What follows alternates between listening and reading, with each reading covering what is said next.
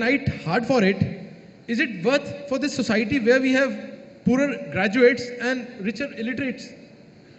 Well, we must understand, literacy is on many different levels. ABC is one kind of literacy. On the street, there is another kind of literacy. In the political sphere, another kind of literacy. In the business world, another kind of literacy. So literacy is not just ABCD. That's a very simplistic way of looking at it. Somebody may not know ABC, but he is very literate with something else.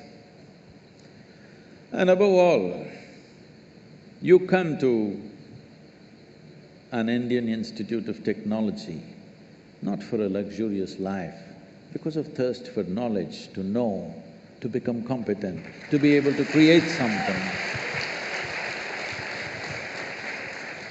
to be able to create something in the world which has not been done till now. Not to somehow amass something at somebody's cost and live somewhere, wherever you think is luxurious.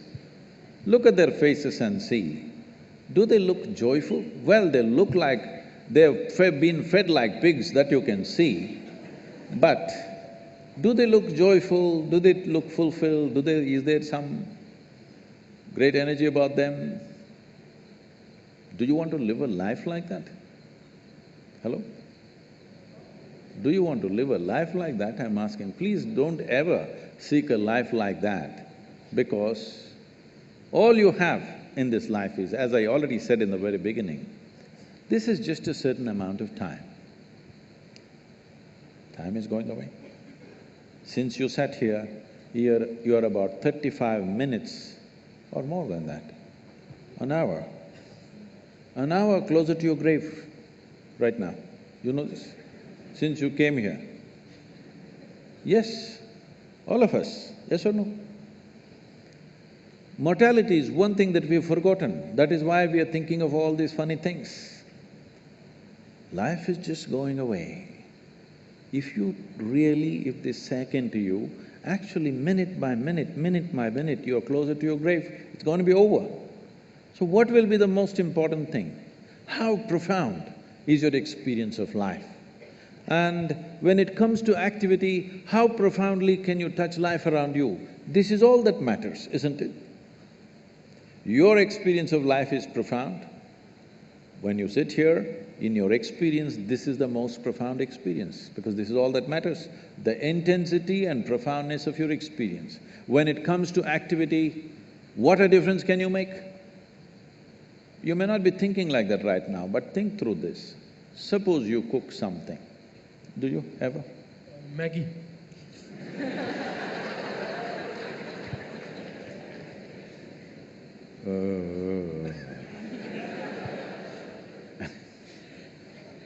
He's on MSG or something, huh?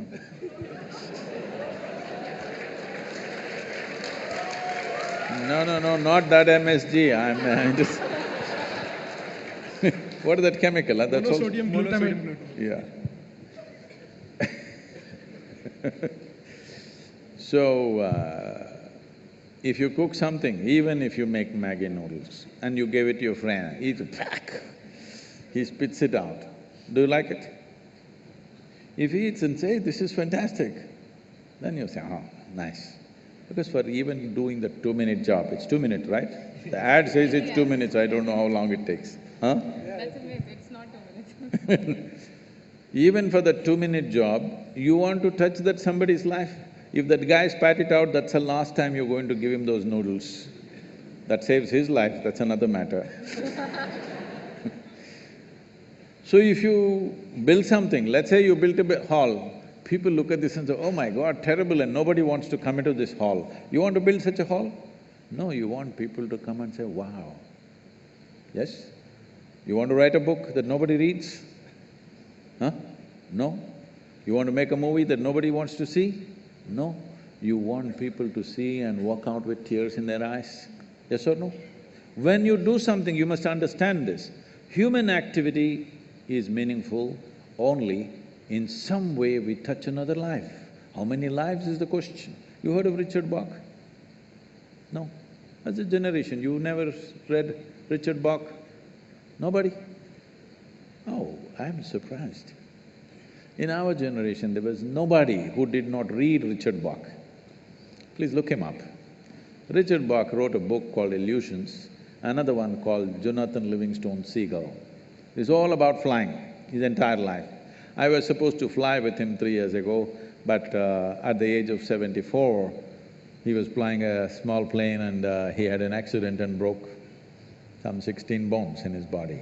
So after that, he's not flying So, his entire life was about flight and all his books are about flight and how flight relates to our life. And in one of the books he writes, of all the joys of flying, I thought this is… after that I stopped reading him. Of all the joys of flying that he eulogized all his life, he said the greatest joy is when you see another pilot and you roll your wings and he responds rolling his wings, that's the greatest joy. After living an absolutely adventurous life, this is the greatest joy because touching another life always is like that. Whether it's music or dance or cooking or writing a book or building something, everything is because it touches another life, it matters, isn't it? A criminal does not touch other people's life like that. You have two ways to live, that is, people are joyful because you're here, or people will be joyful because you're gone. There are two ways to live. Please, what will you choose? First one. First one.